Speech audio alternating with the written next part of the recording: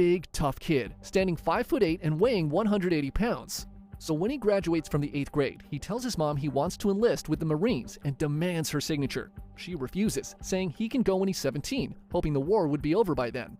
Jack doesn't take no for an answer and forges her signature and demands his stepdad to drive him to the recruiter's office. Now, Jack and his stepdad, they don't really get along.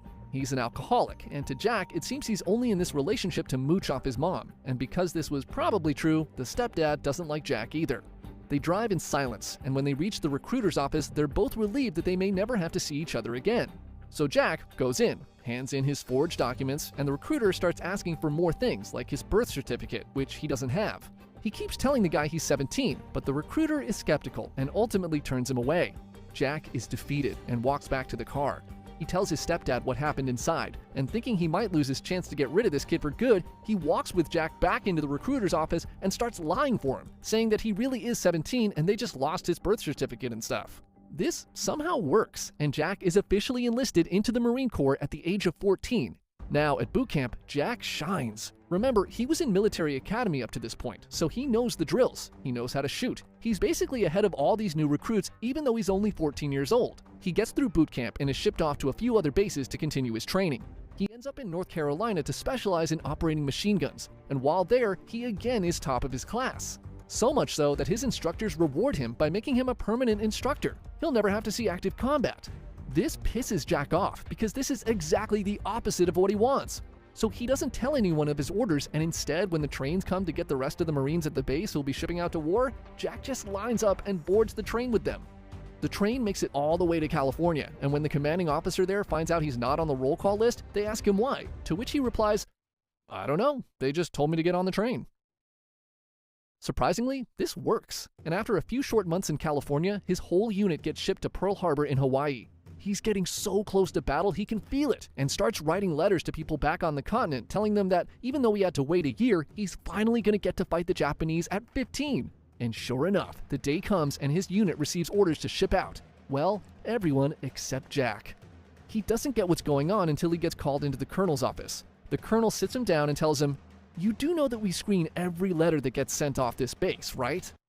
The Marine Corps now officially knows he's just 15 years old, and they can't send him into active combat. But Jack tells them, "If you send me home, I'll just go to the army and lie about my age again." So the colonel, wanting to keep this kid with a death wish alive, keeps him at Pearl Harbor and makes him a truck driver on base. He was so close to his dreams, and now he's stuck watching the rest of his unit ship out. Now, while he's stuck on base, he notices that some of the soldiers who misbehave get sent off to combat earlier. And when he figures this out, Jack starts getting into fights, causing chaos in the city, anything he can do to get sent out earlier. But all that happens is he's thrown in the brig on bread and water and forced to break rocks. He's determined and repeats this cycle of getting into trouble and getting thrown in the brig again and again for a whole year. But it doesn't work. They're not deploying him. Finally, on January 10th, 1945, he comes up with another idea to get into the fight, and when transport ships come to bring Marines from his base to active combat, he sneaks on board. They don't catch him, and before he knows it, Jack is in the middle of the Pacific Ocean. At this point, he's considered AWOL, and he realizes that if he goes 30 days without reporting, he'll be classified as a deserter during war, which has severe punishments. So on day 29, as his ship is nearing its destination, he turns himself in, knowing they're not going to turn the ship around. He was right, and he's assigned to the 1st Battalion, 26th Marines, and he finds out he's heading for a place called Iwo Jima. Sounds tropical. He turns 17 on the ship 5 days before the battle. The Marines arrive off the coast of Iwo Jima, and it's a barren wasteland.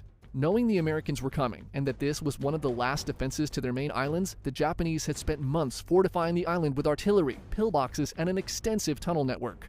Their war effort was looking grim, but the 21,000 defenders on the island have all promised each other to kill 10 Americans before letting themselves be killed. They will win or die trying on this island. The Navy had been bombing the island for 3 days and were confident they had wiped out most of the Japanese resistance. This ground invasion should be a cakewalk and only take a few days to wipe out what's left of the Japanese there. At 8:59 on February 19th, Jack and his fellow Marines begin to land on the island. The sand beneath their feet is pitch black and reeks of sulfur. It's almost as if the island itself is fighting against the Marines as it sucks their feet 6 inches below the surface with each step they take. Suddenly, shells are heard whistling through the air and begin exploding all around the Americans. Once hidden artillery is wheeled out on the hills, and the Japanese, who were patiently waiting for the right moment, begin laying down heavy gunfire on the stranded Marines. The Navy bombardment had done almost no damage, and the Japanese have nearly their full fighting force ready to defend the island to the death. Jack ducks for cover, and all around him soldiers are dying and equipment is exploding. The Japanese unleash hell on the Americans, and as more Marines make it to the beach, it's a massacre.